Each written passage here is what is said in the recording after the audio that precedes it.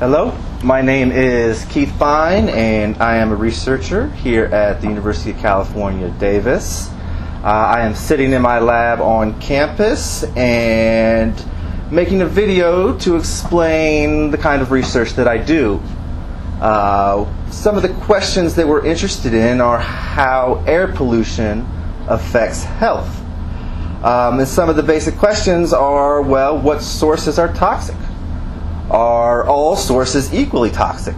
Are some more toxic than others? For example, sea salt and diesel exhaust cause the same health problems? Well, probably not. But they're all treated the same by current regulations.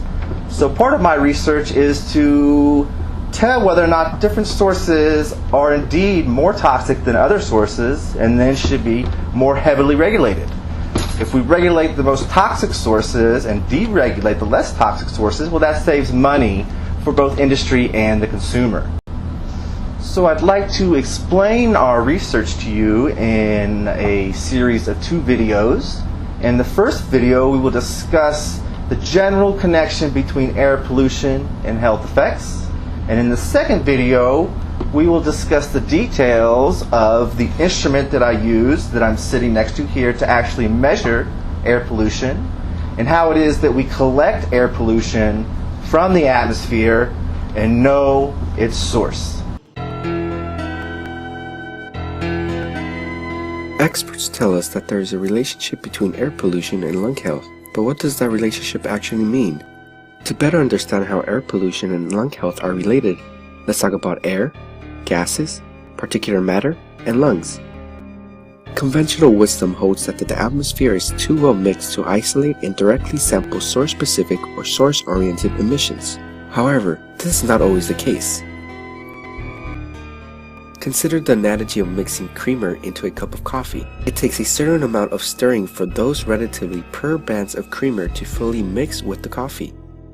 In the case of the atmosphere, fresh emissions or creamer are constantly being poured and mixed together. The stability of the atmosphere determines the rate of dilution. As you can imagine, different emissions have different sizes and shapes. Researchers at UC Davis have developed techniques to measure the size and compositions of the different emission particles. Not only do particles vary in size, but also in toxicity. In fact, some particles have no toxicity at all. Some people may be more sensitive to particulate matter in the air than others. The airways could become swollen, making it difficult for them to breathe. Airways are the tubes in a person's body that carries the air in and out of the lungs. Air comes in through the nose or mouth and travels down the trachea, which divides into 2 main airways called the bronchus. When air comes in and out of the lungs, different particles can be inhaled and enter our lungs with the air.